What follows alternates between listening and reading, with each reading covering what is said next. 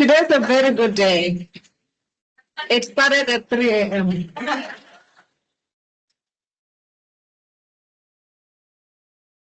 Hello, good evening, colleagues, students, distinguished guests, members of the University of Cape Town community, and friends of the university. I'm Professor Eranina Mugondo, Deputy Vice Chancellor for People, Culture, and Society, and it is my deep pleasure to welcome you to this evening's inaugural lecture by Professor Jantina De Vries. But I get used to it. A special welcome to Professor De Vries' family. We have Professor De Vries' husband, Bert Moore, and their children, Solana, Jane, and Kai. Yes. It's really nice to have you having joined us in person. Trying to figure out if I've left anybody else who's joined us in person, but I leave that to you, Professor Mashiko. I'm going to move immediately to those who are joining online. There's Professor De Vries' parents, Rue and Jenny, who are based in the Netherlands. Online as well, our extended family members. And along with family members, I also welcome Professor De Vries' friends, colleagues, collaborators, and students. Academic achievements are often recognized through individual milestones, but they're rarely achieved alone. They're shaped by communities of support, intellectual exchange, and shared commitment. Your presence here, whether you're a friend, colleague, and certainly family members, is a reflection that you have accompanied Professor De Vries on her enriched academic journey. I also wish to welcome our distinguished guests and members of the platform party, Professor Mashiko Sitedi, the chair and head of Department of Medicine, who will introduce Professor De Vries, Professor Francis Nyamyo from the Department of Anthropology, who has a blank check. Whether it will be a vote of thanks or something else, we'll see. I must just be careful with that because we don't want an inaugural lecture on top of it. Believe me, it has happened.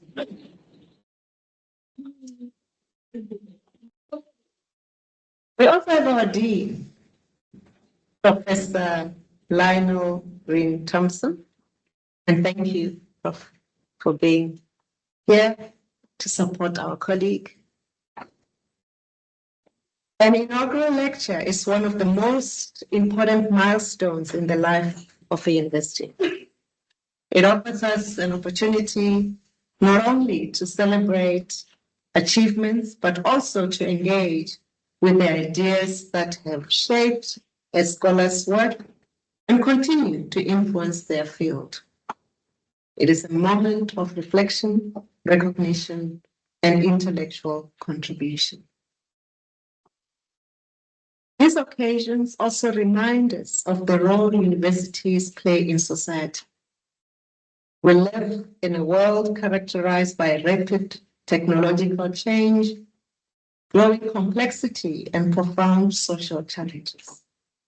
Questions about artificial intelligence, genomic science, data governance, health equity, and the responsible use of emerging technologies are no longer concerns confined to specialist communities.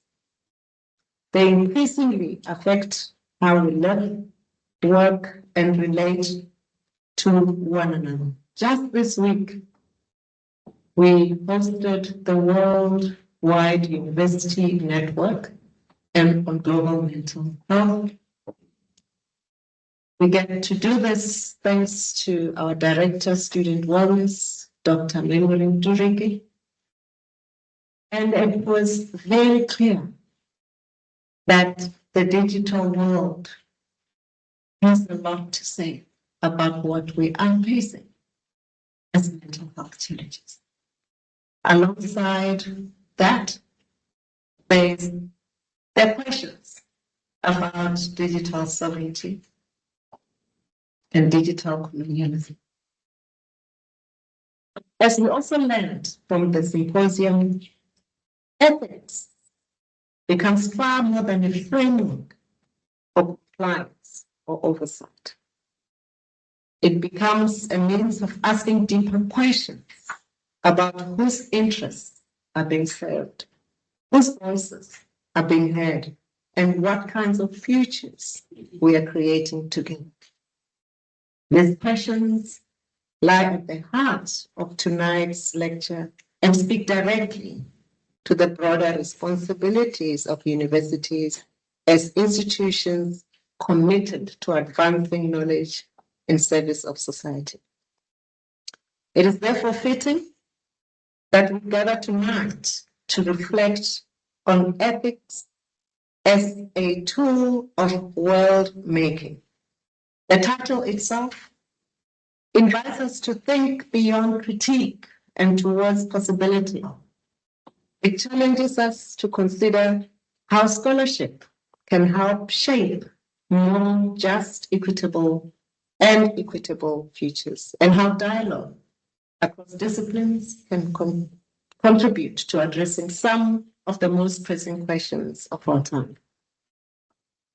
This evening also comes at a moment when UCT has once again been ranked the #1 university in Africa in the 2027 Simmons World University Rankings. I know you know the story of the other university. Someone who is knowledgeable about these things said, think of it like the Makufe Cup. As the equivalent of the other ranking system. So we are told. Lani, please don't come after me for that.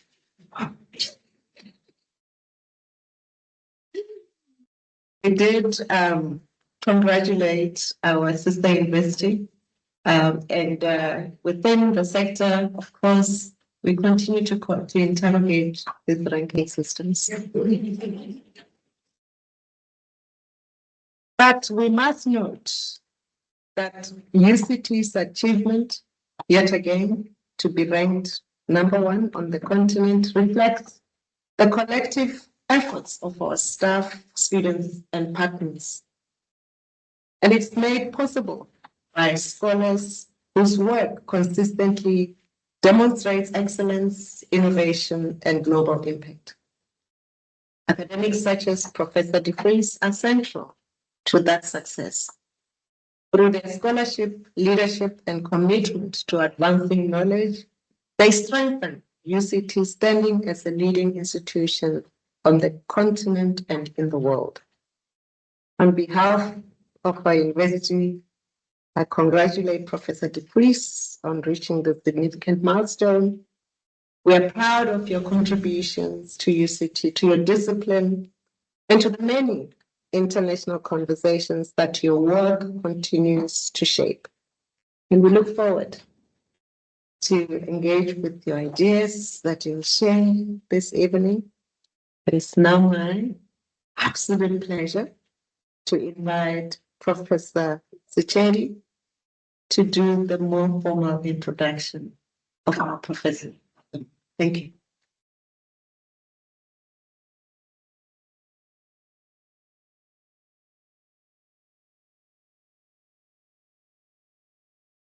Thank you, Professor Ramugondo. Good evening, ladies and gentlemen, colleagues, family, and friends. My task today is in many respects relatively straightforward. To introduce our speaker, Professor Jantina De Vries. It is an easy task because Professor De Vries's impressive list of accomplishments speaks for itself. Her distinguished record of scholarship, her leadership of major international research programs, her extensive service on global advisory bodies, her role in founding the Ethics Lab, and her more than 150 peer-reviewed publications are all a matter of public record. These address the what of it. What I would like to do today instead is to simply do my job. That is to introduce her. I would like to speak to the who of it. To do so, I want to reflect on some of the qualities that have made her such an influential scholar, leader, and colleague. In addition to being a visionary leader, an accomplished institution builder, and I don't say that lightly, and a scholar of extraordinary influence, there are 4 qualities that, in my view, set Professor De Vries apart. The first is that she is a true field shaper. Many scholars make important contributions within established areas of inquiry.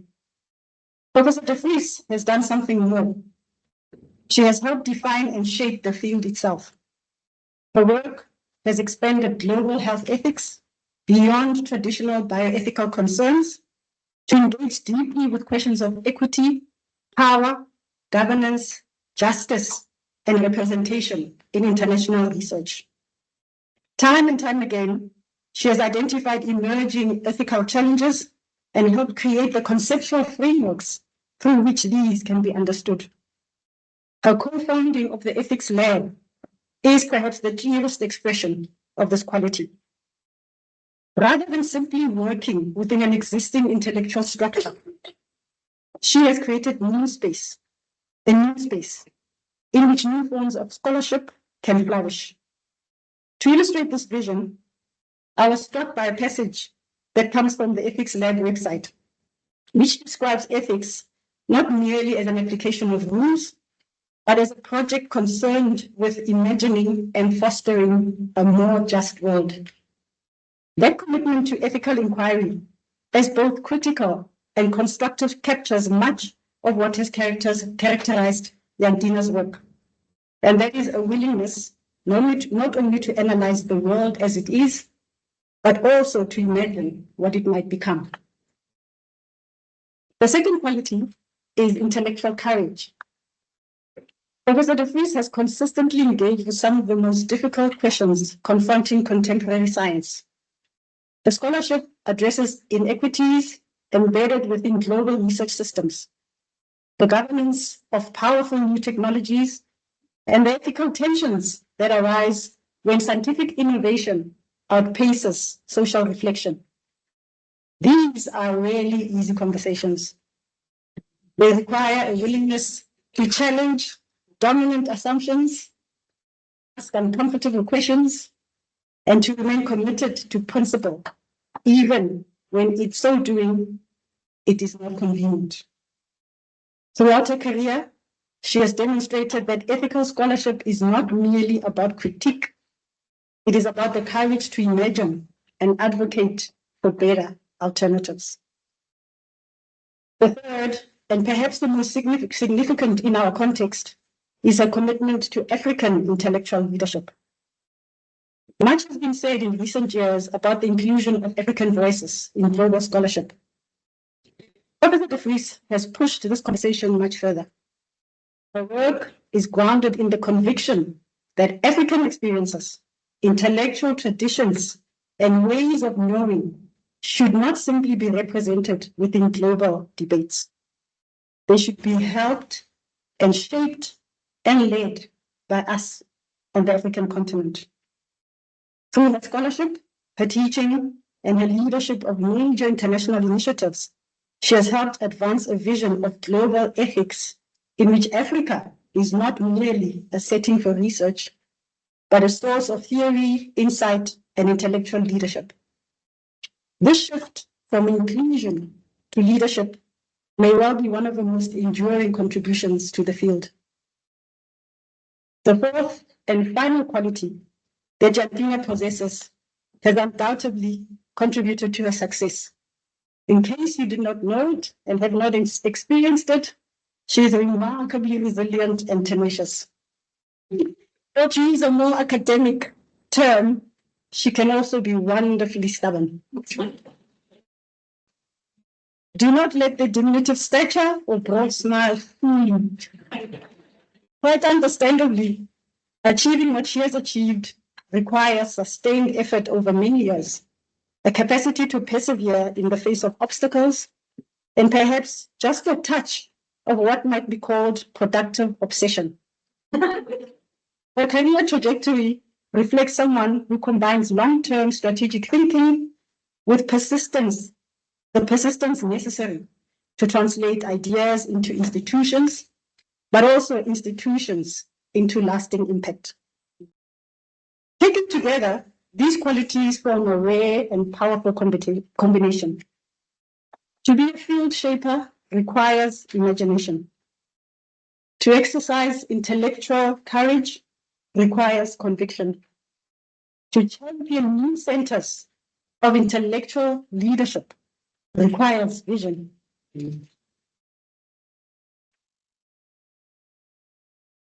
And persistence and generosity.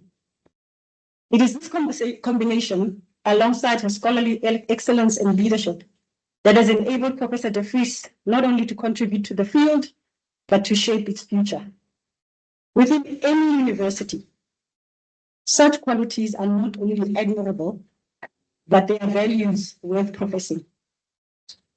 To add to this, what makes these accomplishments all the more remarkable is that they are accompanied by a deep sense of humanity.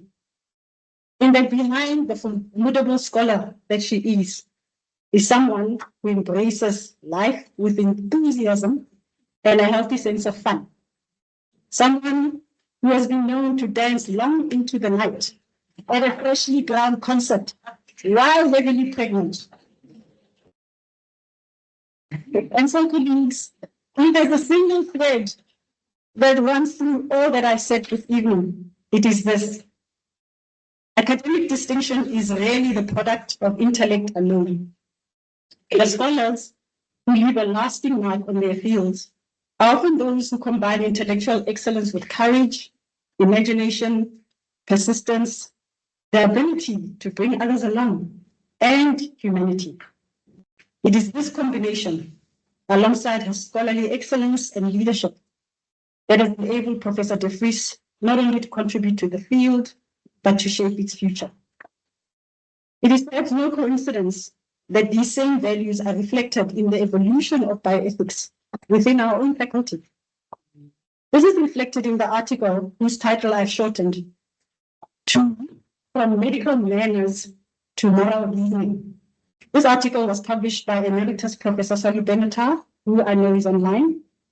And in this article, he says, and I paraphrase, bioethics in our faculty has undergone a profound transformation. He was writing on the event of the centenary event of the faculty. He said, what began as an emphasis on professional conduct has matured into a rigorous and intellectual field of moral reasoning that shapes healthcare practice, research, and policy. So it is within this tradition that we celebrate Yamdina's promotion to full professor. I can think of no one better placed, and I'm confident that Jantina, together with her wonderful team, will carry this legacy forward and lead its continued growth and impact in the years to come. It is therefore my greatest privilege to introduce Professor Jantina De Vries, and on behalf of our faculty and the University of Cape Town, to invite you to deliver your inaugural lecture.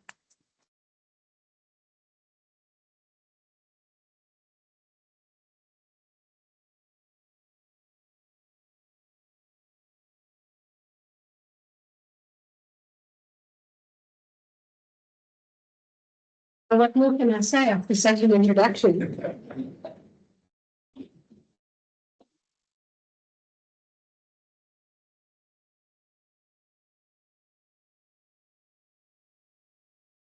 Thank you, Professor Mugondo, Professor Cherry, Professor Thompson, and good evening, everyone.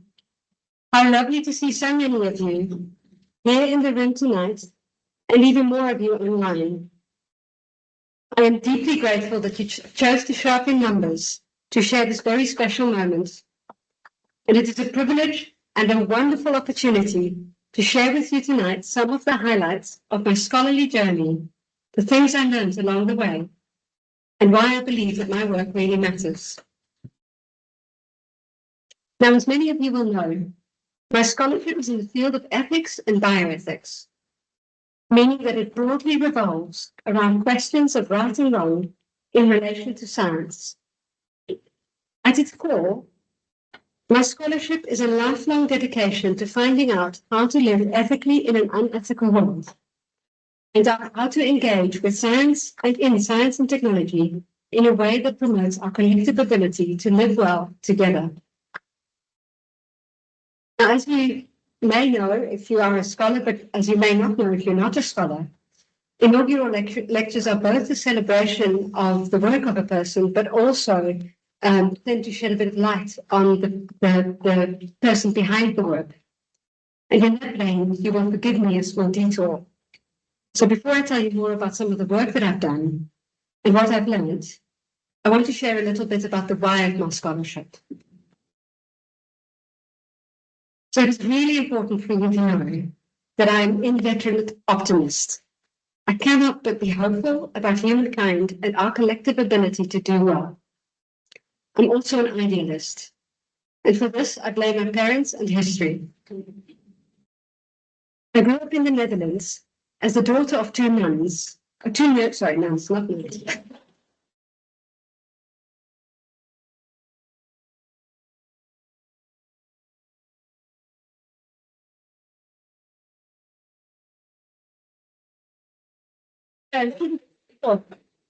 Two nurses who cared deeply about the world.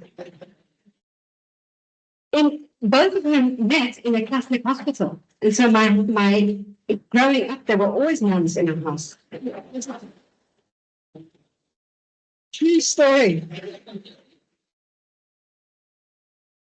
My parents were born immediately after the Second World War in 1946. They grew up in a time of European optimism, benefiting from the defeat of Nazism, the rise of the welfare state, and international solidarity expressed for, I'm going to change my apologies, guys. My laptop. 7.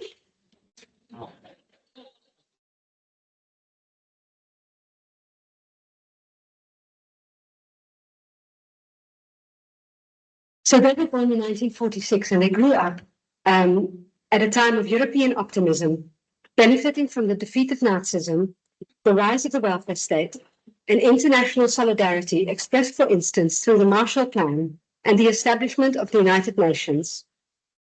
The stories of those years pervaded my upbringing, from regular trips to resistance museums to Dutch literature coming to terms with complex themes of collusion, trauma, and resistance. In those stories, I was struck by the moral courage of people daring to go against the grain, the people willing to sacrifice their lives and their security for an ideal they aspire to. I have been fascinated by these acts of moral courage throughout my life. I would also like you to know that I love science and technology. My team sometimes affectionately call me a geek, and it's a badge of honor that I wear quite proudly. I am fascinated by human ingenuity and creativity, as well as biology. Over the past 3 decades, I've had the incredible privilege of working at the forefront of some of the most exciting developments in health science.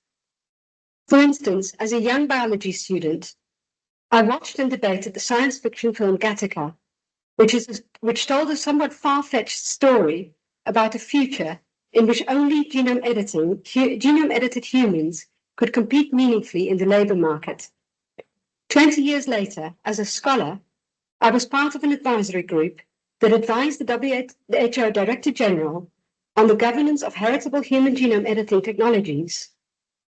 We live in a technological and scientific age, and the power of scientific innovations to drive change is astounding.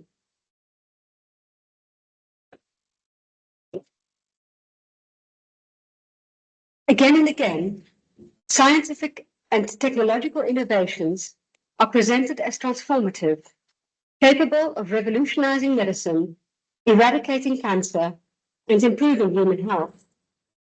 Scientific and technological optimism is usually interspersed with moral claims that through technology, we will build fairer, more just worlds where all humans can live lives of dignity. And for much of my career, I shared in that optimism and believed ethics had an important role to play in helping science realize that promise. And yet, time and again, I encountered a gap between the ethical promise of science and what it seemed to be able to deliver in practice. Against the remarkable technological and scientific innovations of the past decades sits an uncomfortable reality that our world is more fractured, more unequal, more violent, and lonely than ever.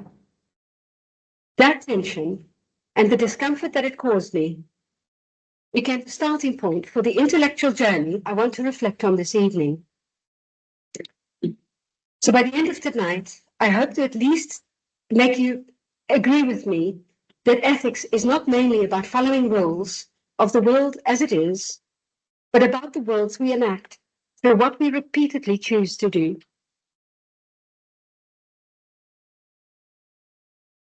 Now, the heart of my scholarship has focused on thinking about, working with, and addressing ethical challenges in the context of African genomics research.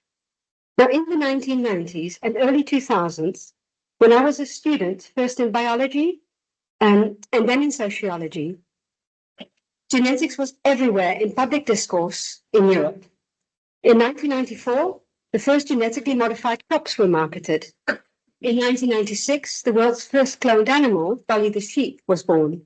And in 2000, then President Bill Clinton announced that for the first time ever, our species can read the chemical letters of our genetic code.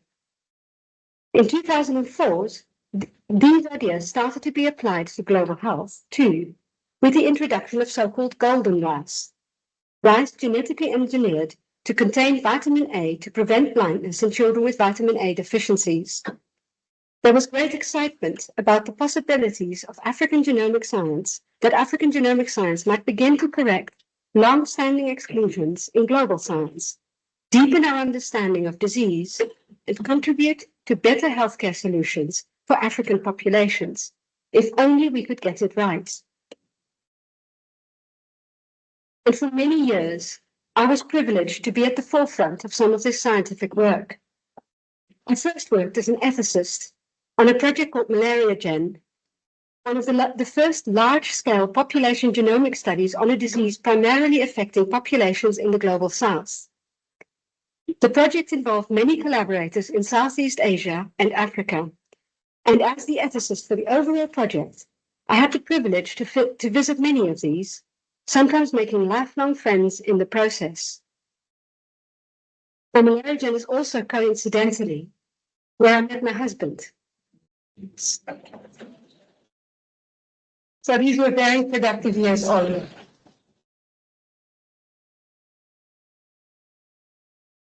As I traveled for the project, I encountered many inspiring people deeply committed to improving health outcomes and equally optimistic about the power of science to make a real difference in the world. I remember being struck by the commitment with which research team took on the ethical work of seeking informed consent, for instance. Research participants that I spoke with at different research sites were often able to explain studies back to me in remarkable detail, including complex ideas about genomics and data sharing. In other words, in that project and in others that have come since, I saw time and again that the procedural dimensions of ethics were being taken seriously.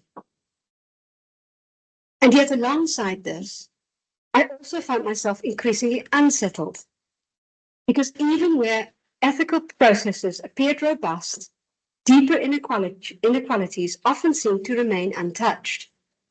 I remember, for instance, visiting collaborators in Cameroon, where an entire postgraduate team shared a single laptop, which they operated through a working plug in a storeroom.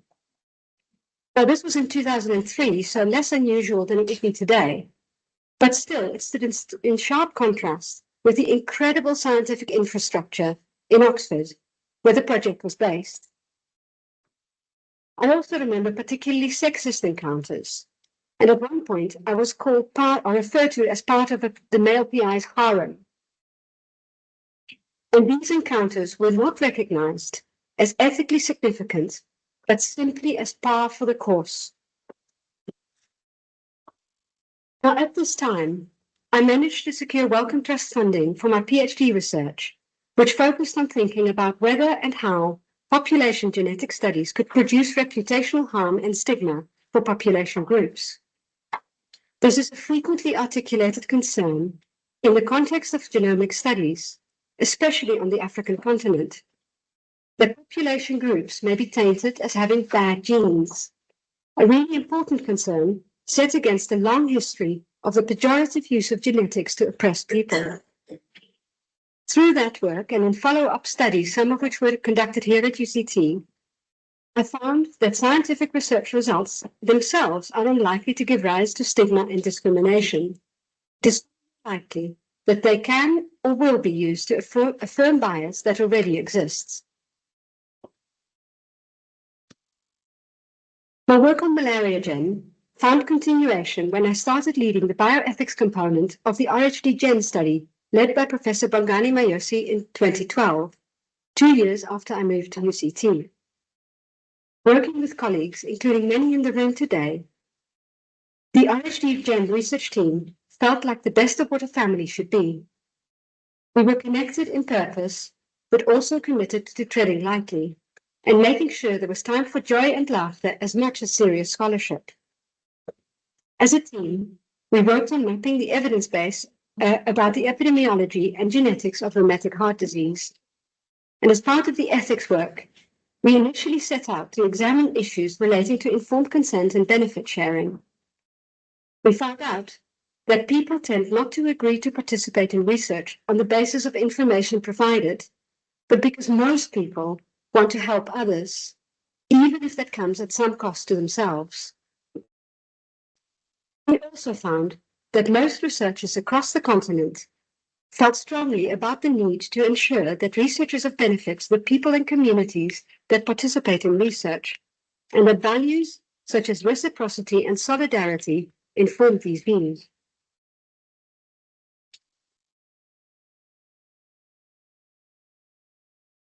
Now, building on work in RHD Gen, I got the opportunity to lead the ethics work for a continental African genomics program called H3 Africa, which brought together different medical genomics projects all over the continent.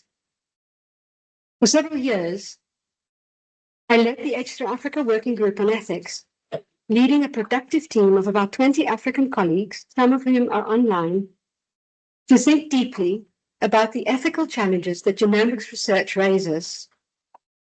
H3 Africa and the field of genetics generally welcomed our contribution, and over time we worked hard to develop what I like to call the ethical infrastructure of genomics research on the continent. This included the development of policies, guidelines, and regulations, amongst others.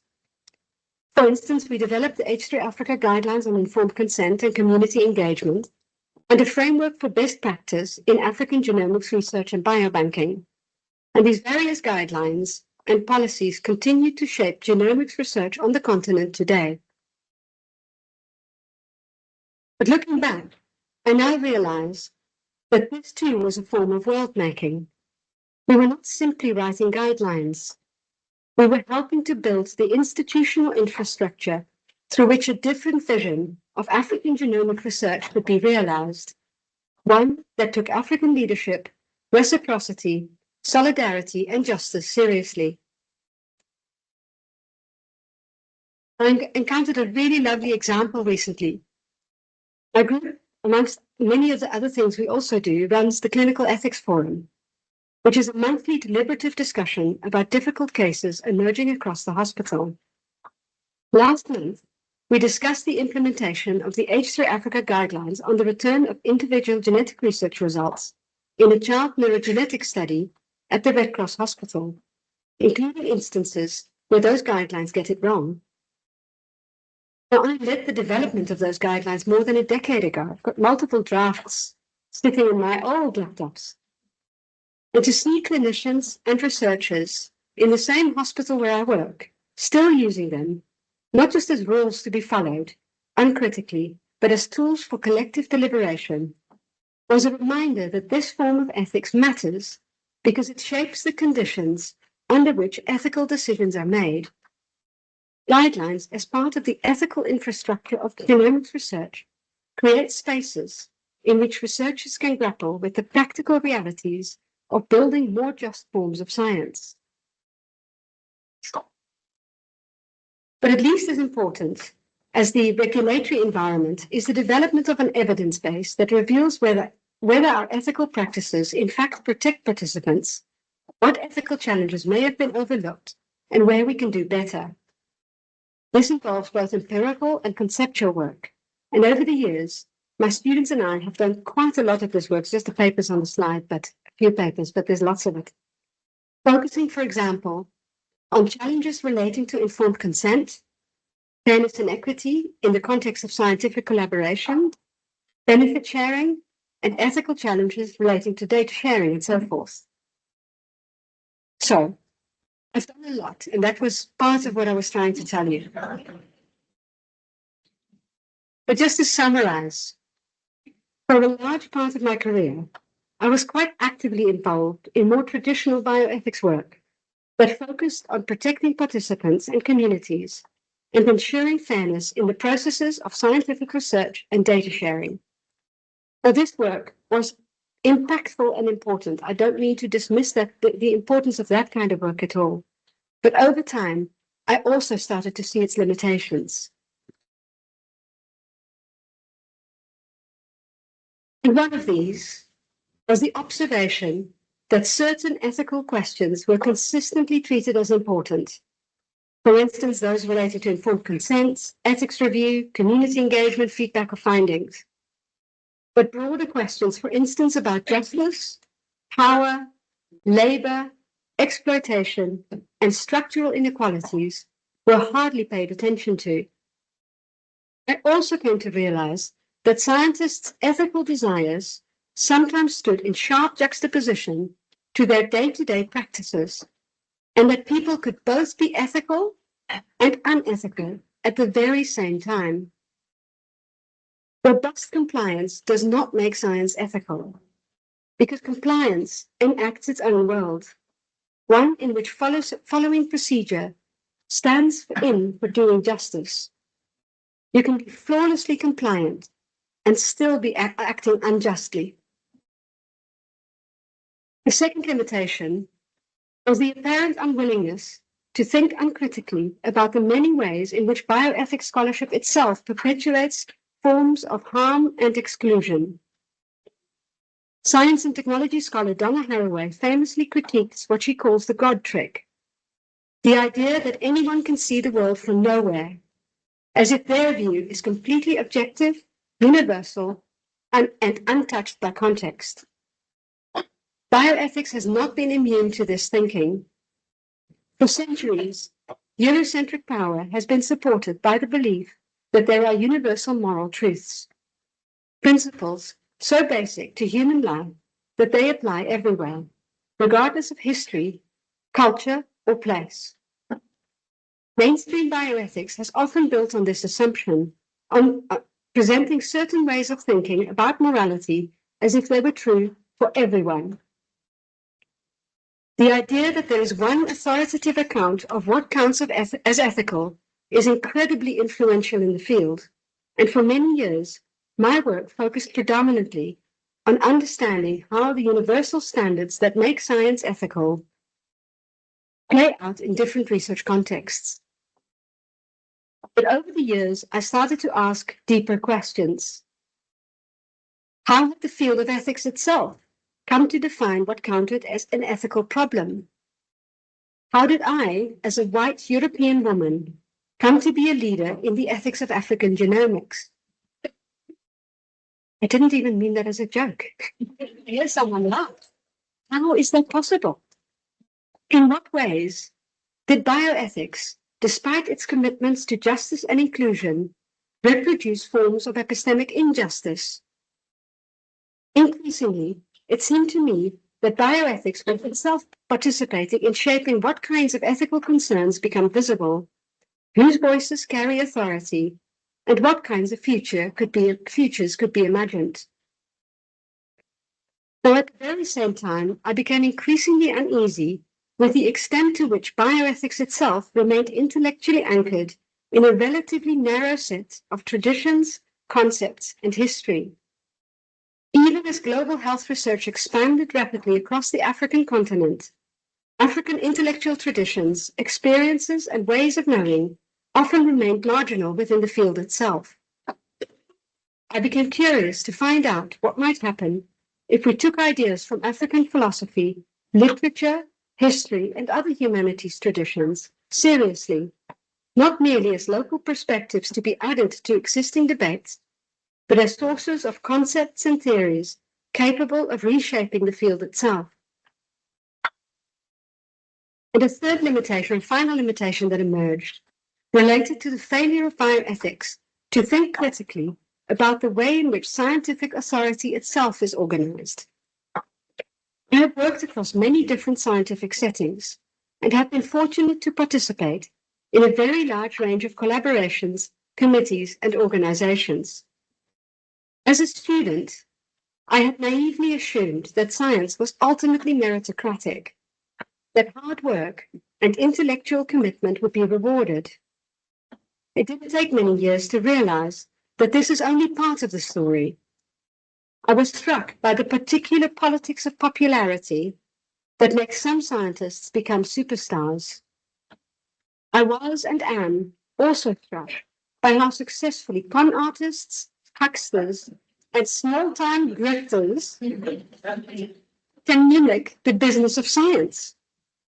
And finally, I am struck by the extent to which deeply unethical practices, such as those relating to sexism, endure. Some science is purely extractive, hoovering up the lived experiences and bodies of people as data, with very little in return. Some science makes little difference in the world. And some science simply just makes a lot of money for some people. Now, if anything, these questions were amplified when I joined the MSF Ethics Review Board. Naively,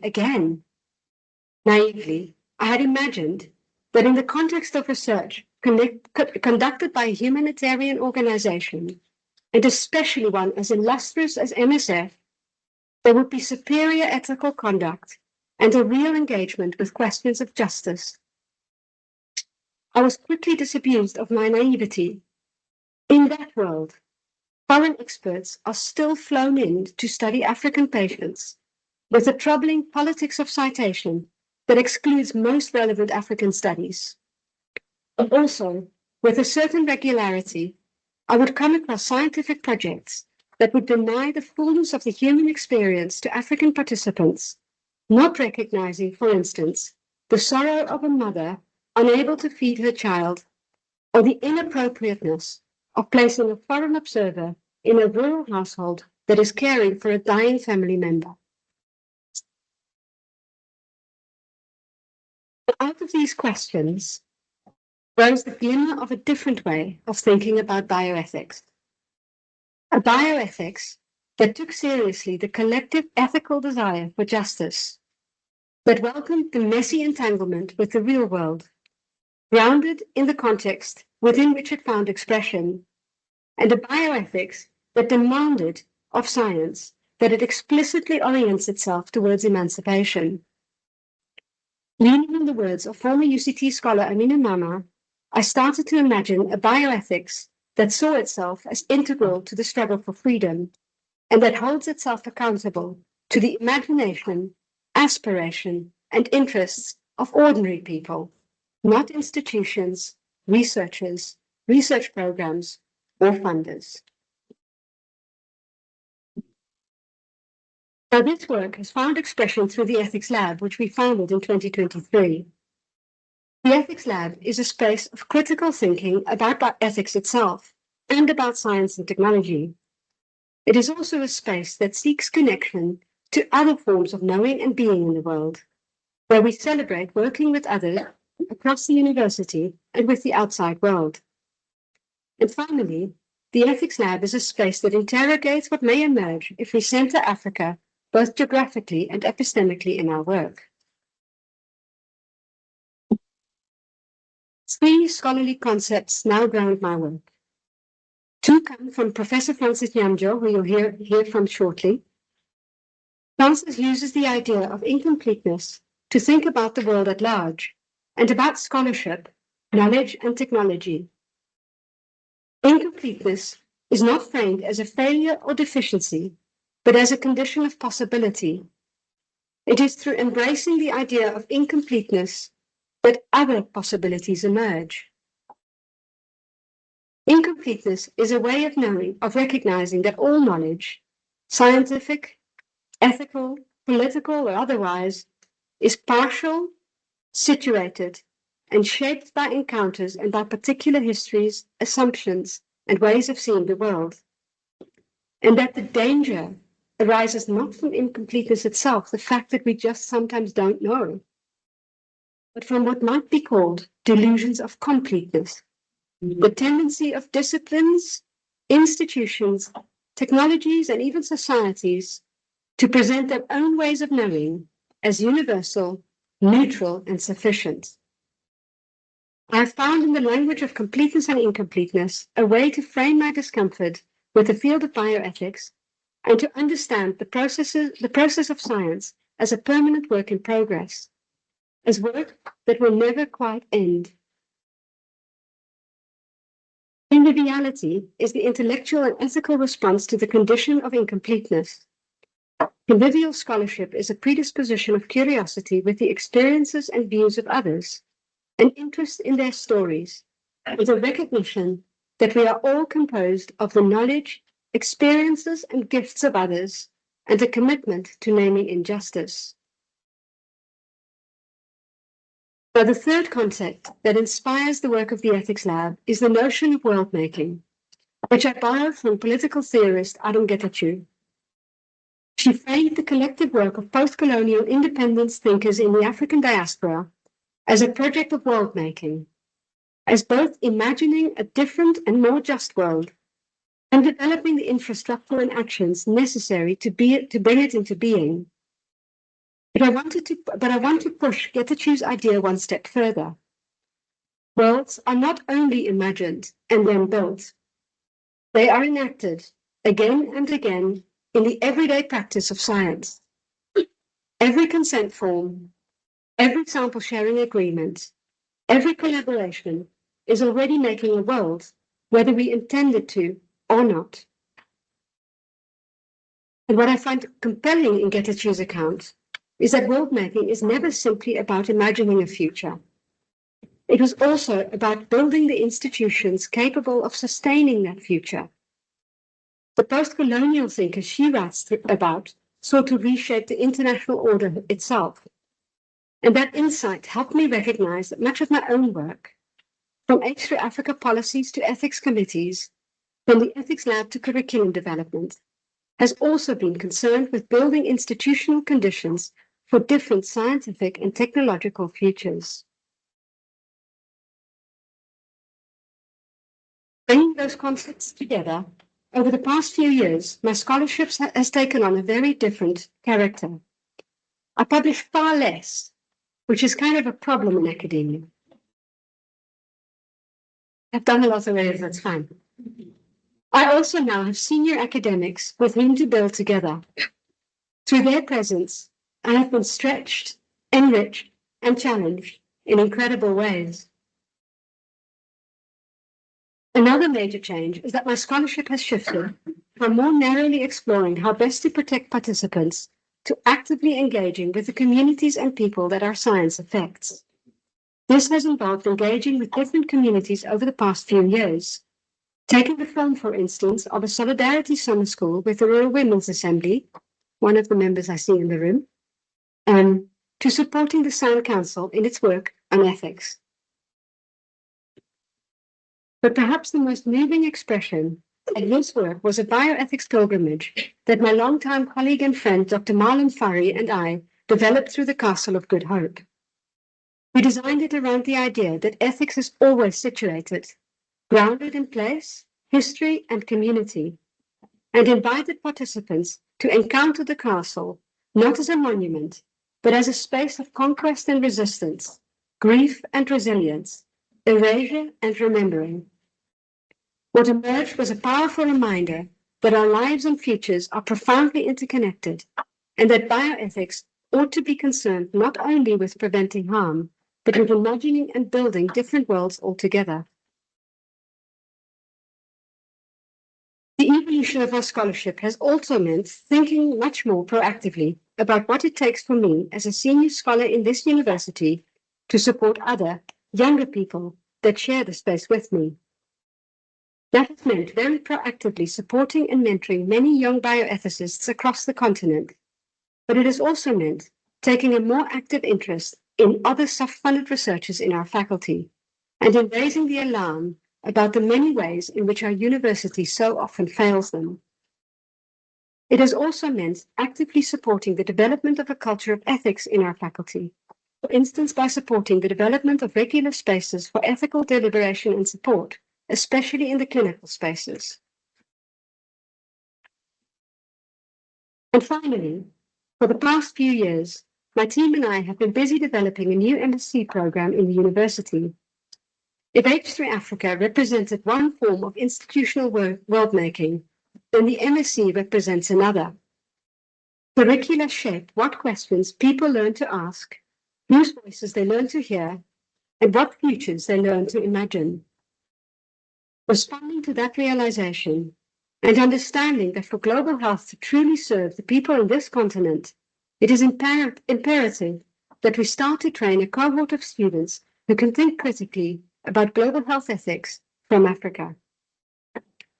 We now run an MSc degree in global health ethics and have just finished our first iteration of a course on global health and the African humanities, which brings together people from multiple faculties at UCT and multiple universities in South Africa to give students the tools to start asking critical, ethical questions about the business of global health and how it shapes the experiences of people living here.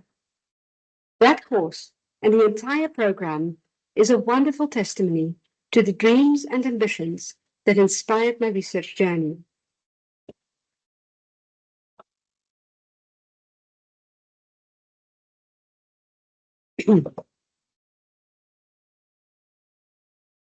The word ethics derives from the ancient Greek word ethos, which had two meanings.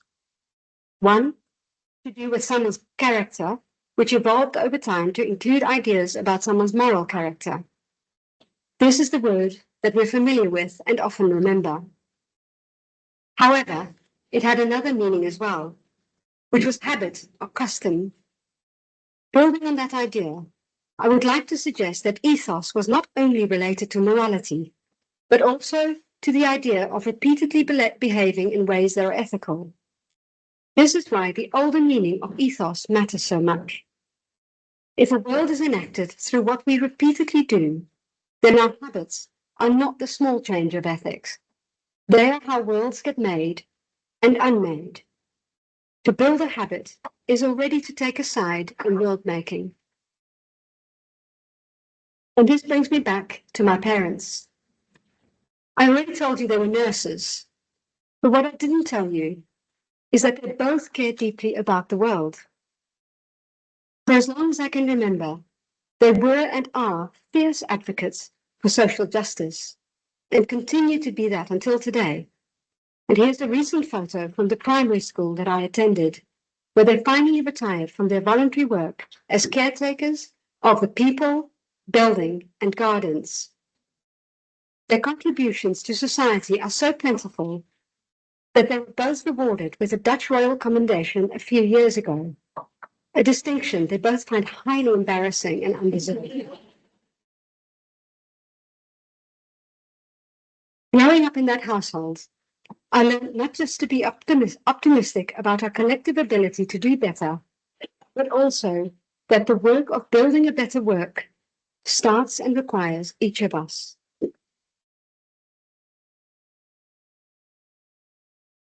I have been around long enough to know that science will keep on asking the next question, and technology will keep on evolving and be solved with the promise of finally helping humans liberate themselves from the earthly confines of our biology.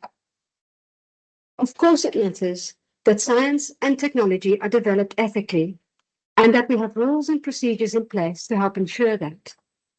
But my work suggests that ethics must be more than that.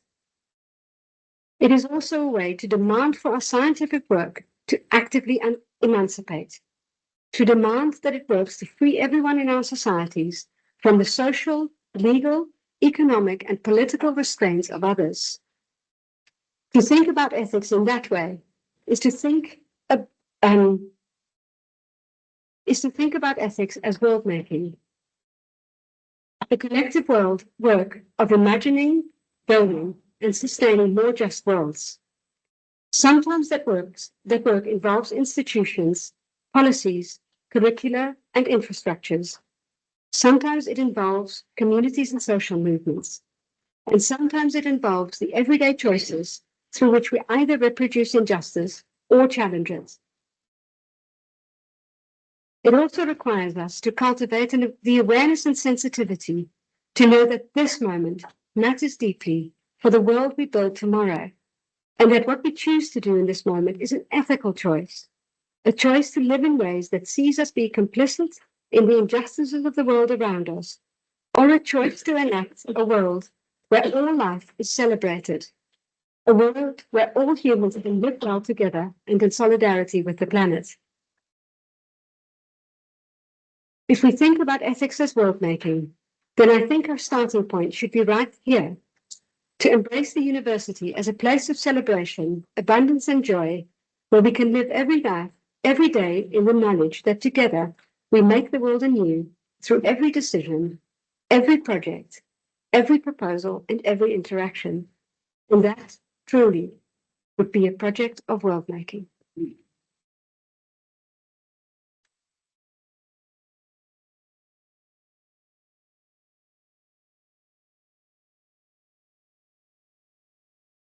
Almost there. So with that, I would like to move on to express my sincere gratitude to the many people that have accompanied me along some part of my academic journey. My scholarship has truly been a celebration of connections and encounters with many people whose ideas, hopes, and dreams have left deep marks on all that I have done. I am, if you will, a truly composite being, composed of the generosity, skill, knowledge, and bravery of those with whom I have traveled along the way. I've been privileged to be surrounded by many generous, kind, and inspiring people.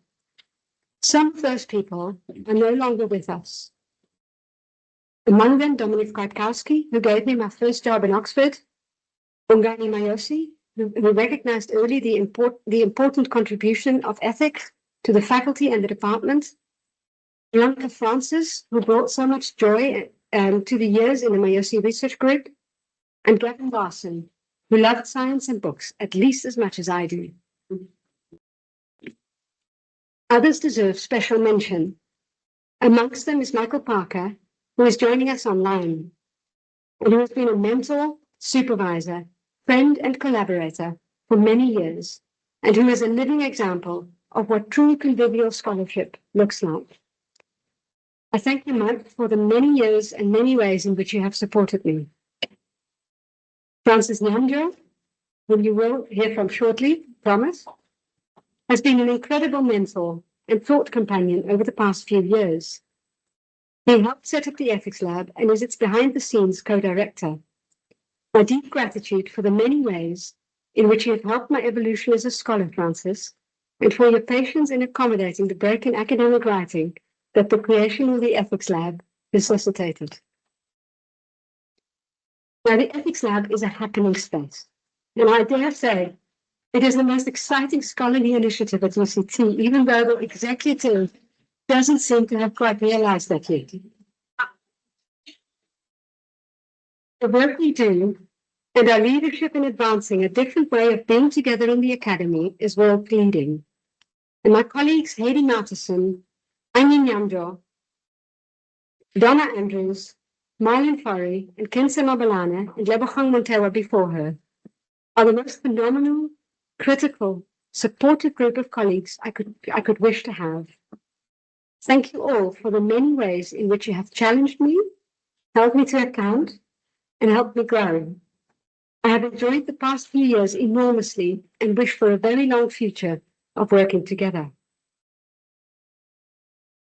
Thank you too to all the students and postdocs that I have had the privilege to grow with over the past few years. A few stand out. My work would not be what it is without the contributions of Marlon Fari, Olivia Machabane, Changwi Cynthia Munong, Dimpo Ralefala, and Cornelius Ewosho. Our conversations about scholarship, bioethics, and justice have shaped the work of the Ethics Lab in so many ways, and for that I am deeply grateful. And to all the other students who are also in the room tonight and online, I have had the privilege of supervising. Rest assured that your ideals, work, and personalities continue to reverberate, and I thank you deeply for the many contributions you have made. I have benefited from many mentors, collaborators, supporters, and friends over the years. Graham Fegan and the team at the Neuroscience Institute have embraced our presence in their midst and have celebrated our achievements with such abandon that we have all felt very welcome. Thank you. The Department of Medicine and subsequent heads, first Professor Bongani Mayosi, then Professor Tebeken Tusi, and now Professor Chedi, have been incredibly supportive of my scholarship over nearly 2 decades now. And without your support, the Ethics Lab would not exist. There are many others too. Karen, Brad, Mark, and Lionel, Val, Digby, who have encouraged, supported, and celebrated our work in the faculty. Thank you to all and to anyone that I have left out. And then one of the privileges of academia is that it allows you to develop friendships with people from many different parts of the world. It has been one of the greatest privileges of my life to develop friendships with 2 incredible scholars, Dorcas Kamuya and Paulina Tindana, both of whom have joined online. The 3 of us met right at the start of our academic careers, well before we obtained PhDs or even published our first papers. I find you both incredibly inspiring, and I am in deep admiration of your leadership and your integrity. I look forward to continuing our journey together, and perhaps as our careers eclipse, when the kids are raised and we have time, to take stock and write together again. And then, last but not least, none of my work would be possible if I wasn't so carefully held and so actively encouraged by my biggest supporters, my husband Bert, and our children Salana and Kai. Little did I know when I met Bert in a human genetics lab in Oxford that our lives would unfold in South Africa, and that together we would find in the language of ethics an expression of our mutual desire to insist on a better world where all lives can lead lives of dignity. To Bert, I am so deeply in awe of the depths of your care for all whom you cherish. Your enthusiasm for the work I do is often so gratefully received, and your ability to keep the faith even when I feel overwhelmed, has sustained me more often than you will probably know. But what I appreciate most of all is that you keep me grounded in the current moment, in this life, in this world, now. And then to Solana and Kai, the most mortifying moment of the entire talk. Thank you for the many ways in which you express your care and love for me, and for reminding me to take a breath or take a walk when you can see that I'm not well, for the cuddles, and for making dinner when I am late back from work. I hope that you know deep down that this work is for you and for those that will come after. Thank you all.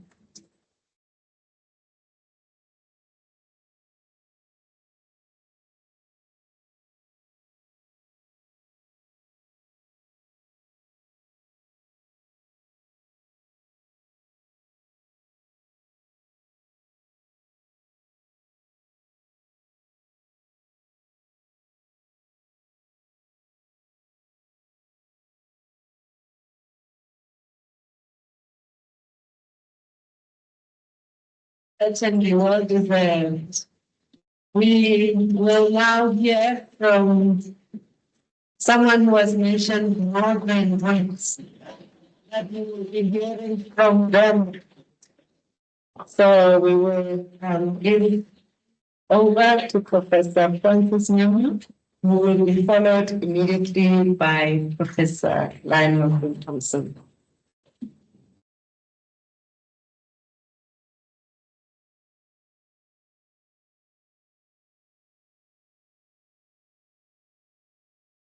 It is often, we often ask to give a vote of thanks and a response. And I don't quite know where this one would fit. But I would like to start, Deputy Vice Chancellor, colleagues, distinguished guests, and friends, both here in the room and those who are listening online from across the world, including Jantina's family that's listening in from the Netherlands. It is a distinct honor, an immense pleasure to offer the response and vote of thanks to my esteemed colleague, collaborator and friend, Professor Jantina De Vries, for the past 5 years. To listen to Jantina tonight is to witness a scholar who does not merely study ethics, but who embodies them. As a co-director of the Ethics Lab, I have had the privilege of working alongside her over the past 5 years. Tonight, I wish to reflect on how her remarkable journey, both in her person and her scholarship, epitomizes 3 core metaphors that animate my own thinking on incompleteness, conviviality, and the pursuit of a truly human academy. The first of those metaphors is the conscious gentleman and the ethics of borrowing. The first metaphor comes from a West African folk tale famously shared by Amos Tutuola in his 1952 novel, The Palm Wine Drinker. It tells of a skull who borrows body parts from clothing and symbols of status to transform himself into a complete gentleman and win a bride. Yet, to claim this flawless appearance as a permanent comes at a devastating moral cost, for it requires having those borrowed parts completely to diminish those who lent them to one. Mainstream bioethics and global science have too often acted like an extractive score. For decades, global health research has flown foreign experts into the African continent to study African patients, hovering up life experiences, data, and blood samples, only to return to the global north with a troubling politics of citation that almost entirely excludes African scholarship. This is science pretending to be a complete gentleman while practicing extraction. Jantina's entire career has been an intentional, courageous rebellion against the extractive model. From her early days with Malaria Gen to her leadership in H3 Africa, she realized early that that made procedural ethics compliance, checking boxes on informed consent forms does not make science inherently ethical, ethically deeper. Structural inequalities remain untouched. She observed that the stark contrast during a visit in Cameroon, where postgraduate team were reduced to sharing a single laptop while Oxford boasted world-class infrastructure. Instead of participating in these delusions of completeness, Jantina has pioneered an ethical infrastructure on the continent rooted in fairness, equity, and benefit sharing. She is the scholar made morally and ethically conscious. In her scholarship, she openly asks for uncomfortable questions. How did I, as a European white woman, come to be a leader in the ethics of African genomics? By asking this, she acknowledges our shared incompleteness and insists that if science borrows from African bodies and the context, it must actively pay back by building local capacities, respecting local agencies, and transforming participants from research subjects into empowered collaborators. The second metaphor that I would like to appreciate the lecture with is one by Chinua Achebe, which is thus: the world is like a dancing masquerade. If you want to see it, you do not stand in one place. A dancing mask cannot be understood by standing still or looking at it from a single static vantage point. Yet, bioethics has long suffered from what Donna Haraway calls the God trick. The illusion that a Eurocentric male universalist framework can judge the morality of the entire world from nowhere in particular. Jantina has never stood still. Her scholarship is an illustration of incompleteness in motion. She started as a student of biology, moved into rural development sociology, and transformed into bioethics. She has kept pace with the dizzying dance of scientific advancement, moving from debating the science fiction premises of the film Gattaca as a student to achieving, to actively advising the Director General of the World Health Organization on the governance of heritable human genome editing technologies. When the dance changed, Jantina changed her emphasis. She transformed from a traditional bioethics ethics focused merely on protecting participants within the world as it is to an ambitious project of world making. Through the ethical lab and her new MSc in global health ethics, she has brought the African humanities, philosophy, and literature into direct conversation with medicine and genomics. She recognizes that scientific findings themselves may be neutral, but the societal structures they land in are heavily biased. To see the mask clearly, she has integrated diverse perspectives, ensuring our scholarship keeps pace with the complex realities of life in Africa. The third metaphor that I bring to bear on the lecture is a child is one person's only in the womb.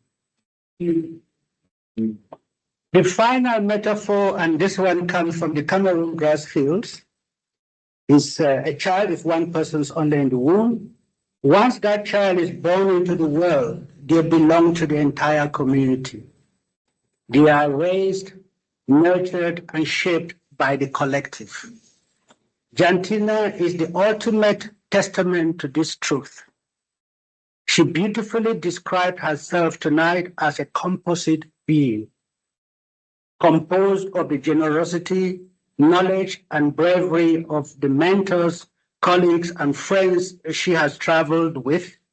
She carries the legacy of her parents, two post-war Dutch nurses, or whose nurses, not none, whose fierce lifelong commitment to social justice taught her that building a better world starts with individual, repeated daily actions, the true definition of ethos. She carries the memory of giants that she has acknowledged in her lecture, including our beloved Bongani Mayos. Because she knows she is a composite being, Jantina does not invest in isolated individual optimism. She invests in inclusive hope and convivial scholarship. A predisposed curiosity towards the stories of others and a radical commitment to collective human flourishing. We see this in how she fosters a research environment that feels like a family, prioritizing reciprocity, scholarship, and spaces for laughter and joy alongside rigorous critique. We see it in her deep devotion to mentoring the next generation of African bioethicists and supporting vulnerable, soft-funded researchers across the faculty. To conclude, a vote of thanks now. Jantina, tonight you have reminded us that ethics is not a bureaucratic hurdle to clear. It is a creative, continuous act of world making. You have challenged this university to be a place of abundance, celebration, and solidarity. On behalf of the University of Cape Town, the Faculty of Health Sciences, the global scholarly community, and everyone gathered here tonight, I thank you.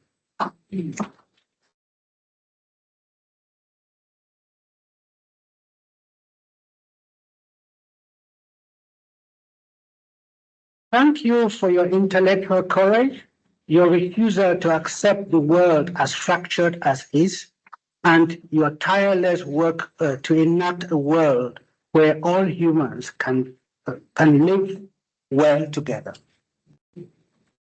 We also owe a profound debt of gratitude to your family, to your parents, and to your husband, Bert, and your children, Solana and Kai, Thank you for holding her so carefully, keeping her grounded, and sharing her extraordinary spirit with us.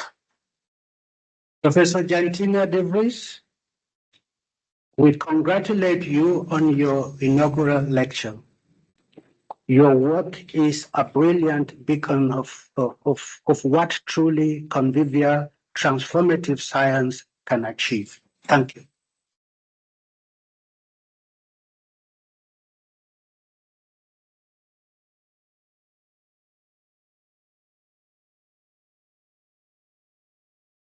I use these times as a segue just to locate these inaugural lectures in the life of the faculty, because each of them adds something to who we are becoming as a faculty, and it's an ongoing job, and I appreciate that notion of enactment. But one of the things that I've learned in the just over 6 years that I've been here is that I can't gossip with people who are approximately the same age, because there's a great chance that they're married to each other. So for a very long time, about 2 years, Bert and I were together in Jantina, and I spoke a lot of things, didn't really work. But I'm really grateful now that, having discovered it only after 2 years of association, somebody mentioned it to me in passing. Really? Is that okay? But thanks very much to Bert, because I think that these occasions are particularly a moment for us to recognize family, because you're integral parts of how their story, an academic story, gets translated into scholarship, and then scholarship into the things that we recognize as achievement. And to your children, Solana and Kai, I realized that Kai was struggling there. I don't think any of his classes last so long. And really, thank you for being here, because it really adds to how we see the life of Jantina in our story. But I want to say a special thank you now to Groote and Jantina De Vries, who were called nuns in the.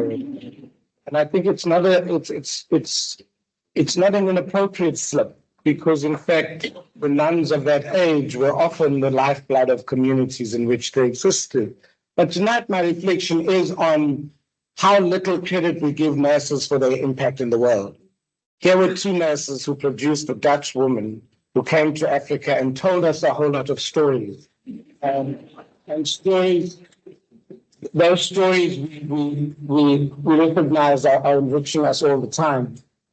But I want to just, the Netherlands is an interesting relationship with South Africa, right? So I was watching them play soccer the other day, and I couldn't believe that they gave such a lesson to the Swedish. We thought were much better than we are. But in the lesson that the Dutch gave on that occasion, they almost made Sweden look like schoolboys, which is quite intriguing to watch. But we also have that other Dutch guy, Jan van Riebeck, who comes here. And I'm really intrigued by your image of the Castle of Good Hope as a place of pilgrimage. Because in all the years I've been in Cape Town, I haven't been. So maybe the occasion is good to do in the form of that pilgrimage. But I think caught up in that story of Jan van Riebeck is the assumptions we make of where people come from. And so in reflecting of this place as a place of enlightenment, Jantina, I'm reminded that as I listen to you today, I want to just recognize the Dutch woman whose work is spoken with an African accent. And for me, that's really the feeling I had as you spoke today, is that there was no occupation of the things that you've learned. There were things that you found on the journey with other people, and I want to just honor that today. And I think we don't often refer to the March of the Women in 1956, where that phrase was coined, Igama lamakhosikazi malibongwe. And it is the women like you who continue to tell us unexpected stories about the stories of who we are and the impact that we can make.